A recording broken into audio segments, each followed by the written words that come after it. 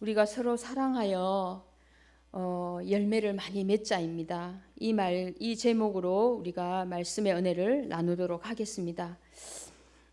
우리는 예수님 십자가에 우리 죄를 대신해서 죽으신 고난 주간을 경건하게 보냈죠. 경건하게 보내셨죠.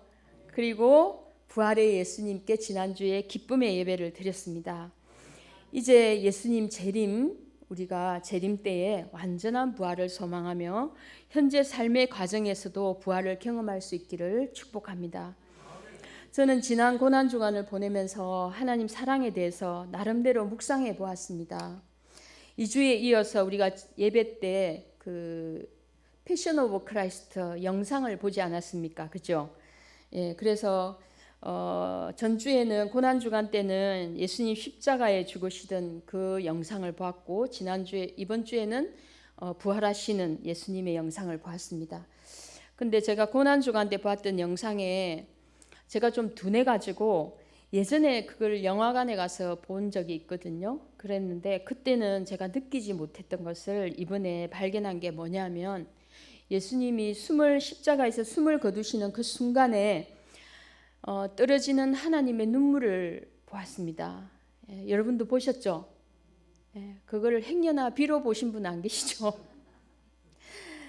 저는 이번에 그거를 강하게 느꼈습니다. 그것이 왠지 제 마음에 강하게 들어왔습니다. 죄도 없으신 예수님의 그 독생자를 죽음에 내버려 두어야 하는 그 아프고 아픈 하나님의 마음이 그 눈물 한 방울로 이렇게 표현되었거든요. 실제로야 하나님의 그 영상을 만든 그 제작자가, 감독이 그것으로 한 방울 표현했지만 실제로 그 하나님의 마음은 우리가 가히 상상할 수 없을 만큼 아프셨을 겁니다. 우리 같은 죄인을 구하시기 위해서 하나님도 참아야 하셨던 것이죠. 그래서 그 아픈 하나님의 마음과 또 그럼에도 불구하고 전능하신 하나님께서 외면할 수밖에 없었던 그런 상황, 하나님의 마음이 제게 더 크게 다가왔던 것입니다. 우리 모두의 죄를 예수님께 씌워서 저주의 죽음에 버리신 그 공의의 십자가는, 우리가 받아야 할 그 심판의 십자가는 예수님이 지심으로 우리에게는 그 십자가가 생명의 십자가가 되었고, 사랑의 십자가가 되었고, 또 용서의 십자가가 되었고, 구원의 십자가가 되었던 것입니다. 그만큼 자격 없는 죄인인 우리를, 또 나를 얼마나 소중히 여기셨기에, 얼마나 사랑하셨기에 그리하셨는지 우리 성도님들도 다시 한번 다 새기셨을 줄로 믿습니다.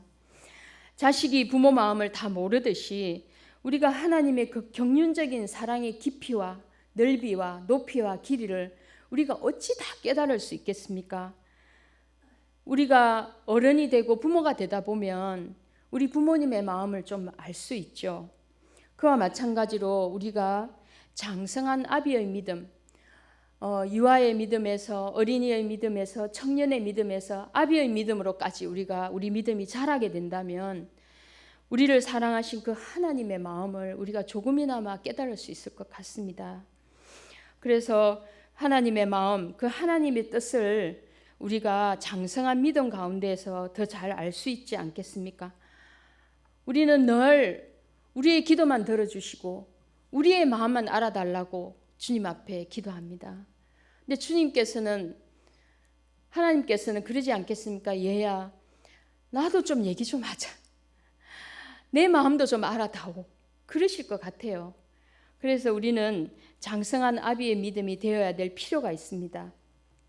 그래서 오늘 본문에서 보면 우리가 믿음 생활에서 열매 맺기를 원하시는 하나님의 마음을 알 수 있습니다.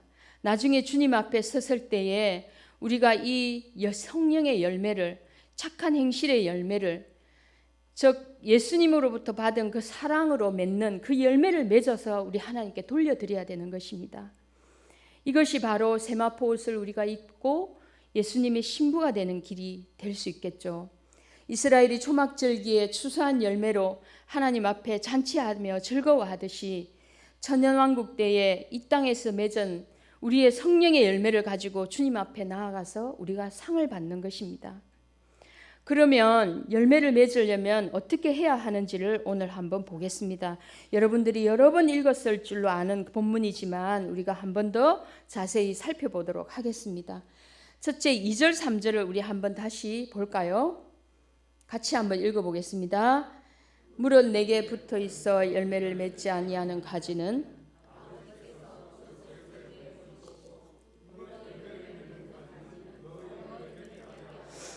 그것을 깨끗하게 하시느니라. 너희는 내가 일러준 말로 이미 깨끗하여졌으니. 첫째, 열매를 맺기 위해서는 깨끗해야 한다고 합니다. 농사의 비유를 해보면 농부들은 그 해의 농사를 짓기 위해서 이 가수 농가를 제가 한번 비유를 해보면, 제가 가수원집 며느리였거든요. 지금은 안 하시지만 그래서 겨울에 나무 둥치에다가 이렇게 지프로 이렇게 딱 싸가지고 이렇게 이 정도 이렇게 둥그렇게 싸서 이렇게 겨울 내내 놔둡니다. 그러면 봄이 되었을 때 그 나무 지프로 쌓인 것을 떼내면 거기 뭐가 들어있죠?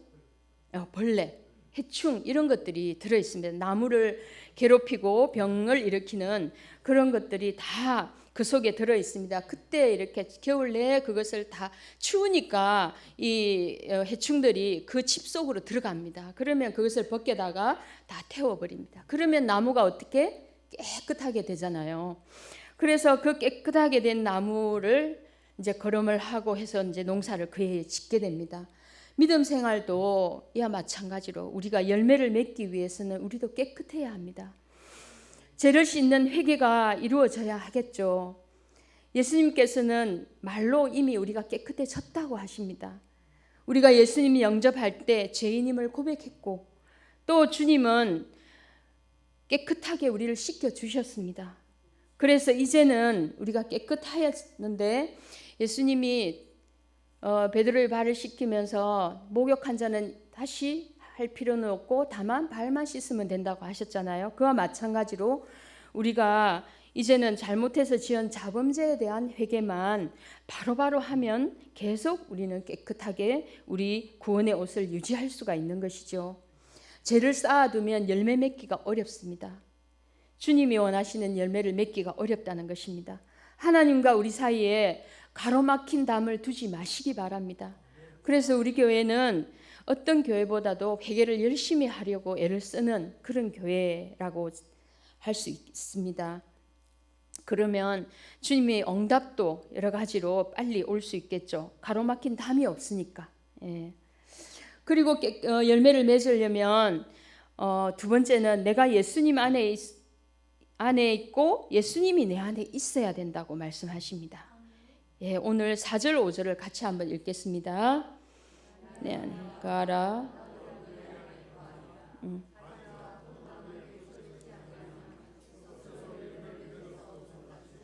너희도 내 안에 있지 아니하면 그러하리라. 나는 포도나무요 너희는 가지라. 그가 내 안에 내가 그 안에 거하면 사람이 열매를 많이 맺나니 나를 떠나서는 너희가 아무것도 할 수 없음이라. 제가 가수원 농가 얘기를 다시 해보겠습니다. 봄이 되기 전에 가수원 농가에서는 열매 맺을 가지만 대충 놔두고 다 가지를 잘라냅니다. 여기처럼 제거합니다. 열매 맺지 못하는 가지는. 그걸 전지 작업이라고 하죠. 그래서 다 대충 다 잘라내고 그 다음에 가지치기를 한 다음에 봄이 이제 되면 꽃이 피고 또 떨어지는 그 자리에 보시면 아주 작은 열매의 씨앗이 열려 있습니다. 그런데 그것도 다 열도록 두지 않습니다. 다 따버립니다. 간격을 이렇게 두어서 한 가지에 크고 튼실하고 맛있고 좋은 열매를 얻기 위해서 가지에 그 붙어 있는 꽃들 뒤에 열리는 그 꽃이 무수히 많이 피지 않습니까?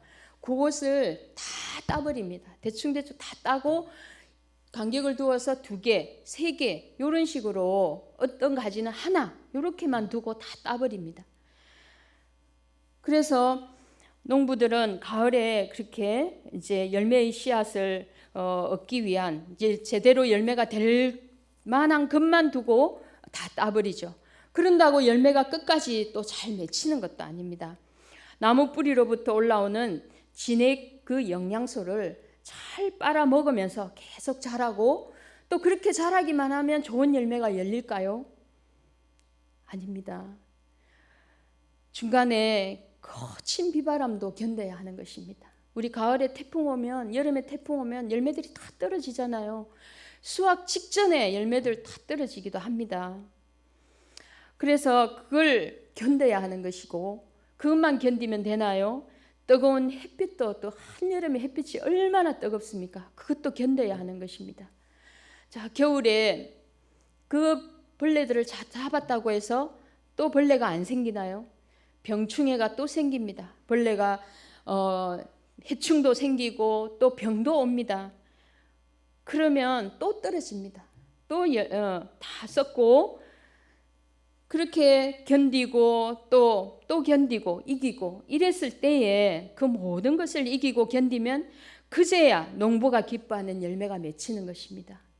우리 하나님 1절에 보시면 예수님은 참 포도나무고 내 아버지는 농부라고 하셨어요. 하나님은 농부십니다. 농부가 그 좋은 열매를 맺기 위해서는 그 가지가, 그 열매가 잘 견뎌야 하는 것입니다. 우리 신앙생활도 마찬가지죠.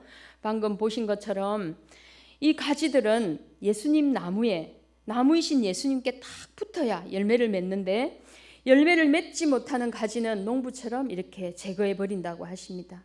우리 삶에서도 방금 말씀드린 것과 같이 때로는 폭풍과 같은 비바람의 환란도 견뎌야 하고요, 한여름의 뜨거운 햇빛과 같은 고난도 견뎌야 하고, 야금야금 우리 열매를 파먹고 병을 가져다주는 마귀의 공격, 괴계도 이겨야 하는 것입니다. 쉽지 않습니다. 얼마나 힘들겠습니까? 그 모든 것을 견디고 또 이겨내려면 우리가 우리 힘으로는 못 맺고 못 견딥니다. 나를 떠나서는 너희가 아무것도 할 수 없다고 하셨거든요.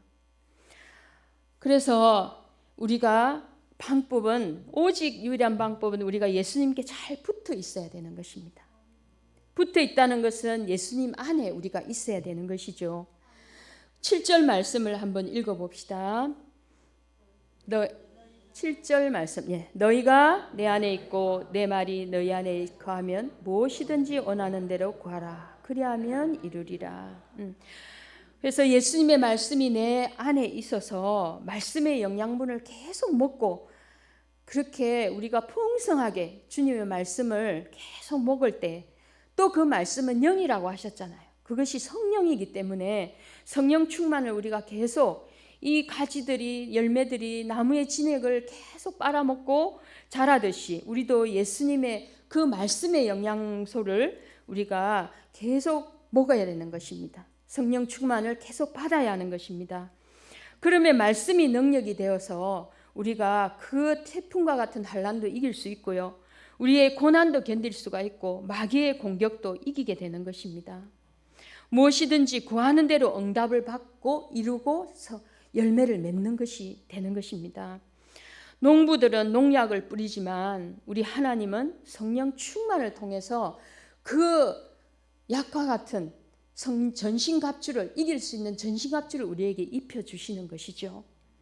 그렇게 해서 열매를 많이 맺으면 오늘 8절 말씀에 보면 하나님이 영광을 받으시고 우리가 예수님 제자가 된다고 하셨거든요.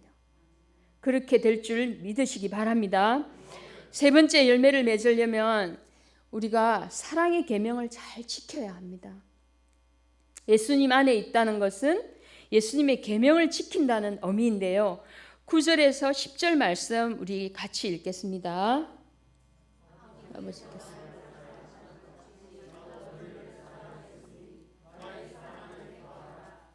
내가 아버지의 계명을 지켜 그의 사랑 안에 거하는 것 같이 너희도 내 계명을 지키면 내 사랑 안에 거하리라. 아멘. 예수님이 하신 것 같이 예수님의 계명을 지켜야 예수님 안에 거하는 게 된다고 합니다. 그래서 그 계명은 사랑하지 않으면 계명을 지키지 않는 것이라고, 또 예수님 안에 거하지 않는 것이라고 하셨거든요. 12절 말씀에 보시면 내 계명은 곧 내가 너희를 사랑한 것 같이 너희도 서로 사랑하라 하는 이것이니라. 예. 마태복음 22장, 누가복음 10장, 요한서신, 요한계시록 등은 다 물론 모두가 주님의 사랑을 담고 있습니다. 구약 전체도 온통 돌아오지 않는 이스라엘 민족을 향한 하나님의 이끌는 사랑으로 주님께 돌아오라고, 우상과 모든 저런 바알과 아세라 이런 곳에 가서 마음 뺏기고 섬기고 하지 말고 진정 너희를 사랑하고 참 하나님인 나에게 돌아오라는 사랑의 메시지 아닙니까? 구약조차. 요한 사도는 특히 사랑의 사도로서 설교하실 때에 에베소 교회에서 주로 많은 사역을 하셨다고 하는데, 밤모섬에 풀려난 이후에도 이렇게 걸음도 잘 못 걸으시면서 이렇게 이제 설교를 한번 해달라고 이렇게 단상에 모시면 다른 말씀 아무것도 안 하시고 주께서 우리를 사랑한 것 같이 우리도 서로 사랑하자, 이 말씀만 하셨다고 합니다. 주님이 우리를 어떻게 사랑하시는지를 기억하고 우리도 그와 같이 사랑하자고 이렇게 말씀하셨다고 합니다. 예수님의 계명이 무엇입니까? 하나님을 사랑하고 우리가 서로 사랑하고 내 이웃을 내 몸과 같이 사랑하는 것입니다. 예수님이 우리를 위하여 목숨을 버리시기까지 사랑하신 것처럼 사랑하라고 하십니다. 마태복음 5장에 보면 원수를 사랑하라 이렇게 말씀하십니다. 그것이 주님이 목숨 버리면서 사랑한 그 사랑을 실천하는 그 정도의 사랑이 아니겠습니까? 또 그 이후에 5장에 많이 보면 오른밤을 치면 왼밤도 돌려대고, 오리를 가자고 하면 억지로라도 신리를 동행하고, 또 겉옷을 달라 하면 속옷조차도 내어주라 이렇게 말씀하십니다. 그런데 그게 쉽나요? 우리는 잘 못합니다. 무슨 나에게 상처 주는 말 한마디만 들어도 우리는 그걸 감고 이거를 사귀지를 못해서 쩔쩔맬 때가 너무나 많이 있고요. 자, 그런 마음으로 우리가 사랑을 실천하라는 줄로 믿습니다. 그러면 우리가 예수님의 친구가 되고 예수님의 제자인 줄 안다고, 또 서로 사랑할 때 모든 사람이 우리로 하여금 예수님의 제자인 줄 안다고 하십니다. 그래서 작은 물 한 그릇이라도 소자에게 대접한 그 살아있는 믿음이 결코 상을 잃지 않는다고 하셨습니다. 그래서 실천해야 되는 것이죠. 말을 한마디를 하더라도 따뜻하게 해야 되는 것이고, 그래서 이 열매를 맺기 위해서는 주님의 그 사랑의 계명을 우리가 나름대로 실천하려고 여러분 애쓰고 계시겠지만, 또 오늘 한 번 더 새기면서 우리가 실천하도록 축복합니다. 열매를 맺기 위한 그런 사랑에 대해서 한번 살펴보도록 하겠습니다. 사랑은 바로 우리가 잘 알고 계시다시피 성령의 열매입니다. 그죠? 예, 우리 갈라디아서 5장 21절을 한번 같이 볼까요?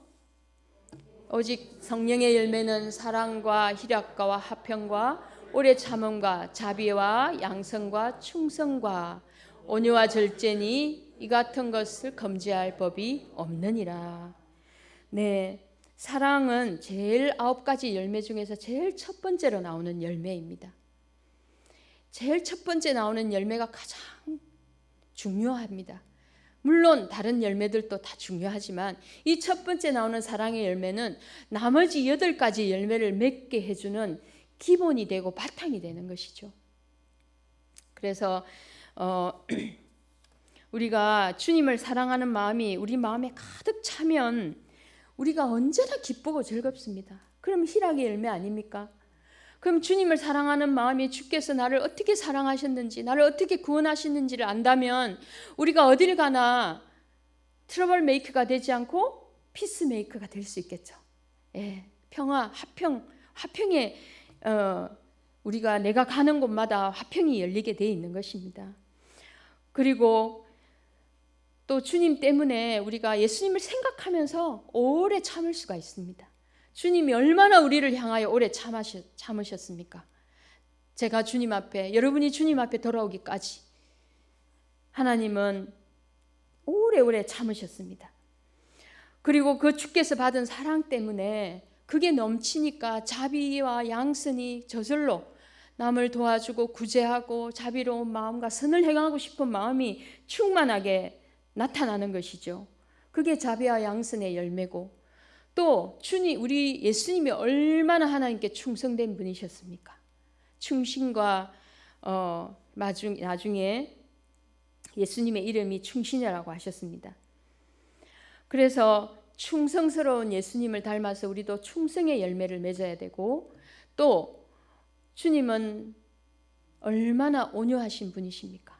나는 마음이 온유하고 겸손하니 이렇게 말씀하셨듯이 그렇게 온유의 열매를 우리가 맺을 수가 있고, 가장 맺기 어려운 열매가 뭐죠? 절제의 열매라고 저는 그렇게 생각합니다. 제가 그걸 잘 못하기 때문에. 그래서 우리 성도님들은 절제의 열매를 잘 맺으실 수 있기를 바랍니다. 주님 때문에 절제할 수 있는 것이죠. 예수님 생각하면 내가 이것도 절제하고 저것도 절제할 수 있어야 됩니다. 세상의 쾌락도 절제할 수 있어야 되고, 세상으로 가고 싶은 마음, 세속주의, 우상 이런 것들을 다 절제하고 주님께 절제의 열매를 열어드릴 수가 있는 것이죠. 예. 자, 주님을 사랑하는 마음이 넘치면 복음도, 우리가 복음을 전하는 동기가 무엇입니까? 주님을 사랑하는 마음 때문에 전하게 되는 것입니다. 그래서 그런 마음이 넘치면 복음을 전하게 되어 있습니다. 우리 복음을 열심히 전하시는 분들 많이 계신 줄 알고 있습니다. 에레미야 20장 9절에도 여호와를 선포하지 않고 그렇게 말하고 싶지 않아도 에레미야는 그렇게 하고 있으면 마음이 불붙는 것 같아서 답답해서 견딜 수가 없다고 했습니다. 그냥 전해야 되는 것입니다. 그렇게 막 전하지 않고 있으면 답답해서 견딜 수가 없다고 에레미야 선지자는 말씀하고 있습니다. 사랑의 열매는 다른 그 모든 성령의 열매들을 열리게 하는 자양분이 되는 열매라고 저는 생각합니다. 두 번째, 또한 사랑은 열매뿐일까요? 사랑은 열매뿐일까요? 사랑은 은사가 아닐까요? 자, 고린도전서 12장 30절에서 31절 읽어보겠습니다. 다 같이 시작. 다 병 고치는 은사를 가진 자이겠느냐? 다 방언을 말하는 자이겠느냐? 다 통역하는 자이겠느냐? 너희는 더욱 큰 은사를 사모하라. 내가 또한 가장 좋은 길을 너희에게 보이리라. 예, 이거는 12장 마지막 구절 말씀입니다. 너희는 더욱 큰 은사를, 고린도전서 12장은 우리가 흔히 은사장이라고 하죠.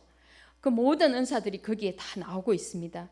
그런데 제일 마지막 구절에 다, 그거 바로 앞에 30절에 보면 다 병 고치는 은사, 방언의 은사, 통역의 은사, 뭐 이런 것들, 그 앞에 다른 은사들을 예를 들면서 그렇게 말씀하시면서 마지막 너희는 더욱 큰 은사를 사모하라고 합니다. 내가 또한 가장 좋은 길을 너희에게 보이리라고 말씀하시거든요. 더욱 큰 은사가 뭘까요? 바로 13장이 이어지고 있습니다.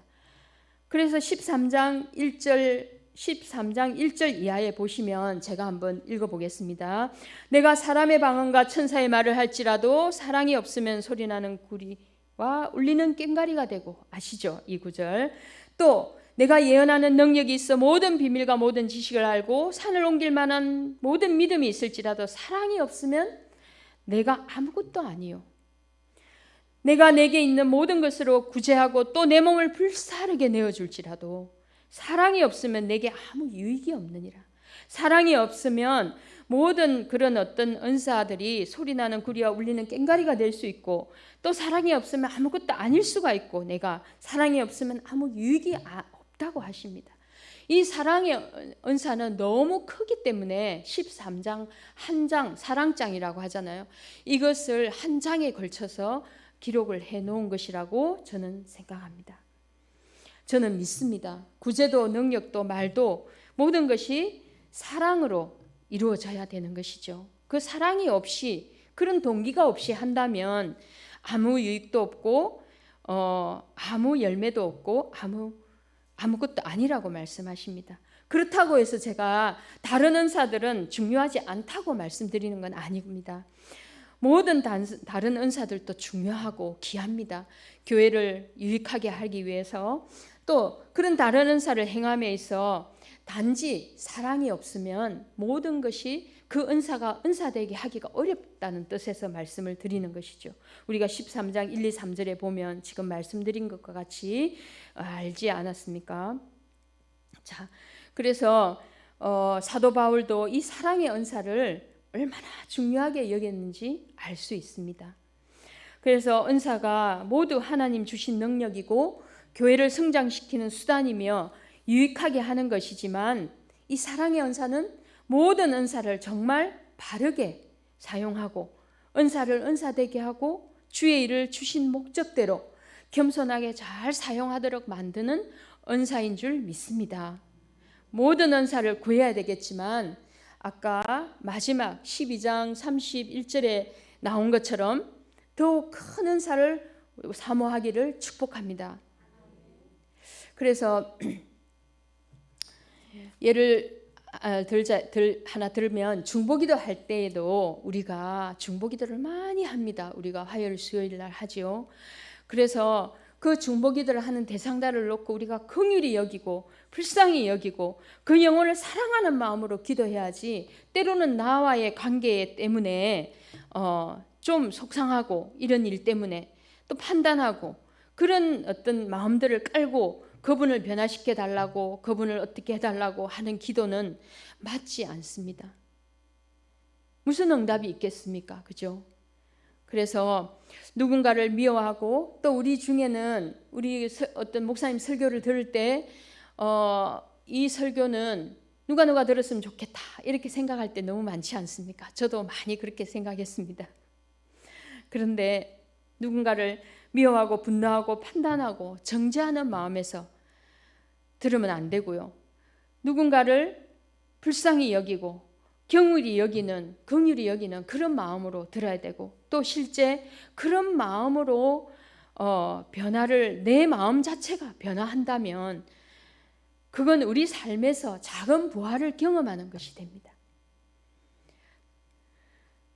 그래서 우리가 나중에 정말 진정한 부활은 예수님 재림 때 우리가 1차 부활에 참여를 하든지 왕의 부활로 나타나든지 아니면 마지막 때 마지막 백보자 심판 때 부활을 하든지 그 두 가지겠지만 우리가 살아가면서 이런 변화된 저주하고 미워하고 원망하는 마음이 이렇게 바뀌고 또 고난 가운데에서도 주님을 생각하면서 기뻐하고 이런 것들은 다 부활입니다. 그래서 더욱 하나님께서 이럴 때 영광을 받으시게 되는 것입니다. 더욱 큰 은사를 더욱 사랑의 은사 받기를 사모하면 좋겠습니다. 은사를 받으면 우리가 성령의 은사를 받으면 행함이 쉬워지는 것이죠. 우리가 누구 때문에 괴로워하고 정말 그 사람이 나한테 준 피해를 생각하면 되게 용서가 안 되는 것입니다. 그러다가 정말 기도하고 또 기도하다 보면 내 힘으로는 해결이 안 되는데 어느 순간에 그 사람에 대한 내 마음이 눅놓듯 녹아버립니다. 그러면서 사랑의 마음이 회복되고 또 그 사람 미워하는 마음이 사라지고 그렇게 될 때 우리 마음은 이미 부활을 경험하는 것입니다. 그래서 이 사랑은 가장 중요한 하나님의 중심 성품이지 않습니까? 성령의 열매 모두가 다 예수님의 성품이죠. 그래서 이 사랑은 우리가 하나님의 중심 속성이고 성품이 되겠습니다. 그래서 우리도 주님을 따라 지음을 받았으니까 우리도 이렇게 많은 사랑의 은사를 사모해서 사랑의 열매를 맺어야 하는 것입니다. 자, 그리고 사랑을 실천하여서 이제는 열매를 맺어야 하는데요.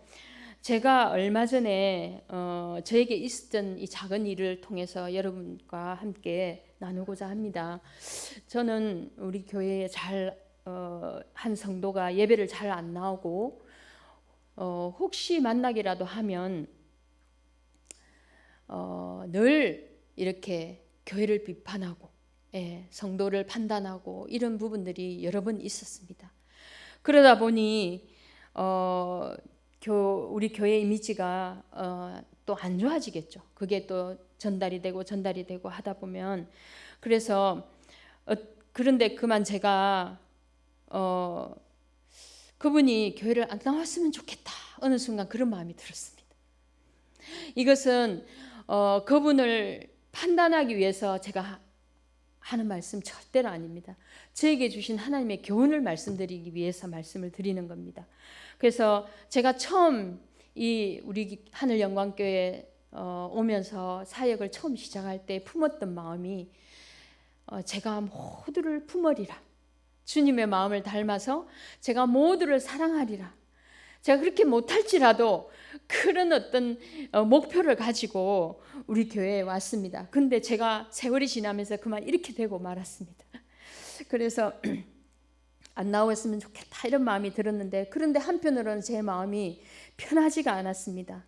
주님은 정말 한 영혼이 소중하다고 하셨는데 그런 분을 갖다가 제가 하나님도 아니고 목사님도 아니고 제 마음대로 판단했던 것입니다.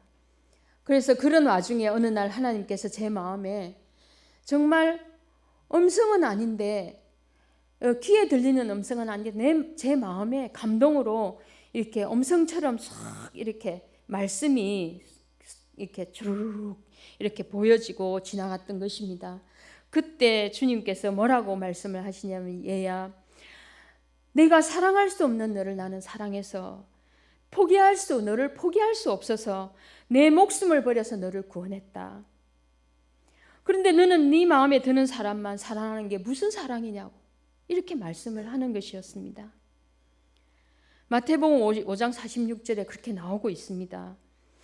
그 사람이 교회에 나오고 안 나오고의 문제가 아니란다. 내가 너에게 그 사람을 붙인 것은 너에게 사랑하는 법을 내가 배우게 하기 위함이란다. 주님이 그분을 저에게 붙이셨대요.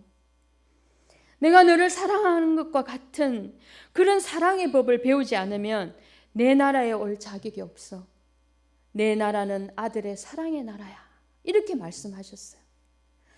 제가 그 말씀을 마음속에서 듣고 얼마나 회개를 했는지 모릅니다. 천국 하나님의 나라는 사랑의 아들의 나라라고 하셨습니다. 우리가 그 말씀을 읽어보겠습니다. 골로새서 1장 13절 한번 보여주세요. 그가 우리를 흑암의 권세에서 건져내사 그의 아들의 사랑의 나라로 옮기셨으니 아들의 나라에 합당한 사랑하는 법을 배워오라고 저한테 하셨습니다. 훈련하라고 하셨습니다. 그래서 제가 정말 회개했습니다. 그래서 그 뒤에 그분은 교회를 또 당분간 잘 나오셨습니다. 그래서 나오고 안 나오고는 제 일이 아니었습니다. 저는 그분을 사랑하면 됐던 것입니다. 마태복음 5장 46절도 우리 읽어보겠습니다. 너희가 너희를 사랑하는 자를 사랑하며 무슨 상이 있으리요? 세리들도 이와 같이 한다. 세상 사람들도 이와 같이 한다. 우리는 누구나 다 우리에게 사랑을 주는 자들은 다 사랑합니다. 나에게 잘하는 사람한테는 다 잘할 수 있습니다. 그죠? 근데 상은 없다고 하셨습니다. 그래서 상을 얻기 위해서는 우리가 사랑하기 힘들고 어렵고 이런 나에게 돌아올 수 있는 보답이 없는 분을 사랑하는 것이 상이 있는 것입니다. 우리 가족 중에 또 직장에 교회에 나를 힘들게 하는 사람이 있습니까? 미운 사람이 있으신가요?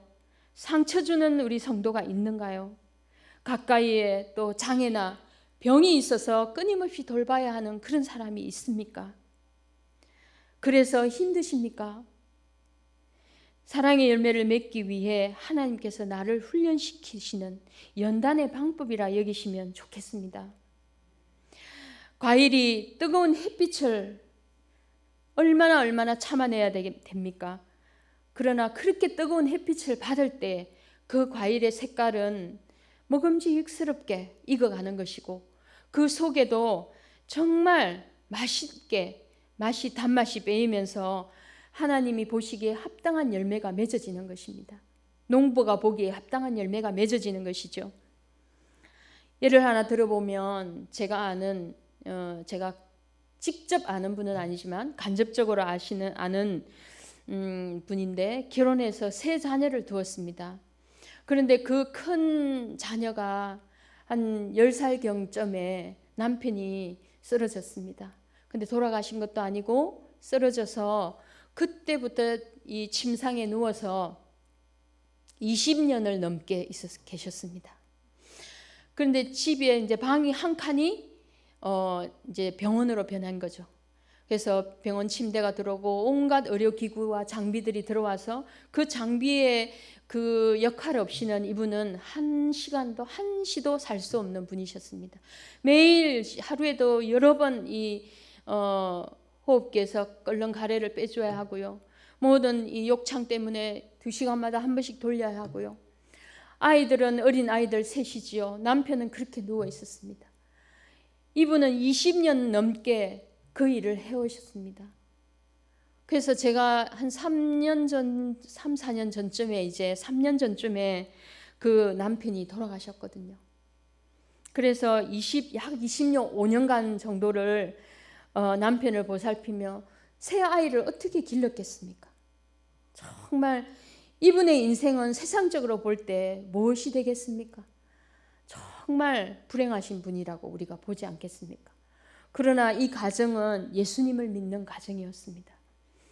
이분의 인생은 무의미하고 고통만 당한 인생일까요?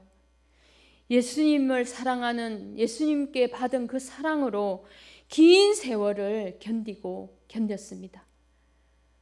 그래서 그 자녀들은 하나님이 키우셨습니다. 그래서 제일 큰 아들은 그런 상황 가운데서도 의사가 되었습니다. 그러면서 하나님께서 그 가정을 돌보셨습니다. 열매가 있는 삶이 되었던 것이죠. 우리 성도님들도 이와 같은 힘든 가정들이 똑같지는 않지만 지금 정말 우리 교회는 이렇게 가장 견딜 수 없는 고통 가운데 계신 분들이 여러 분 계십니다. 그분들이 말씀을 안 하셔서 그렇지 그런 분들이 계신 줄 알고 있습니다. 자, 힘들지만 우리가 이런 분들을 돌볼 수 있기를 바랍니다.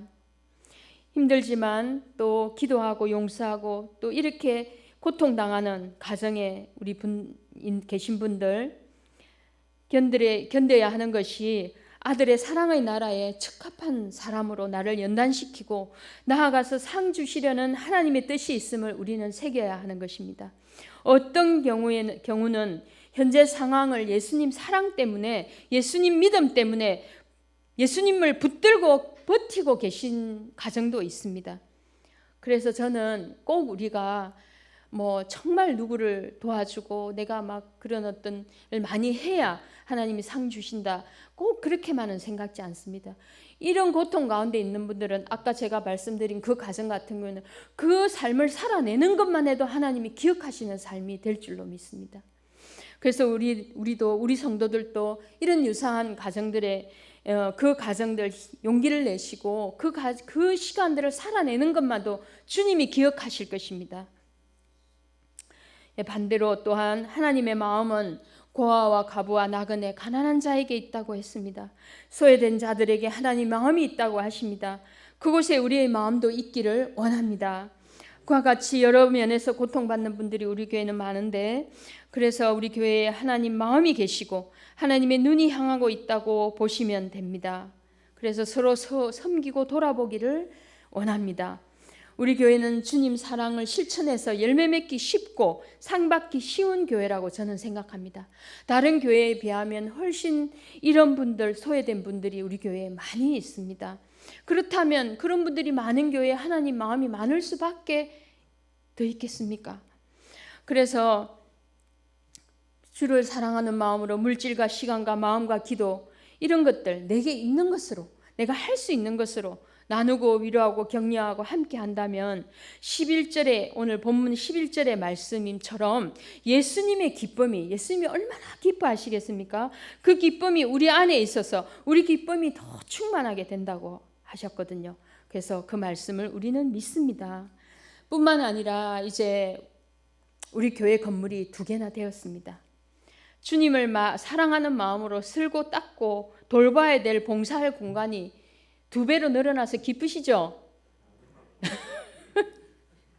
네. 자, 저도 마음껏 청소할 수 있습니다.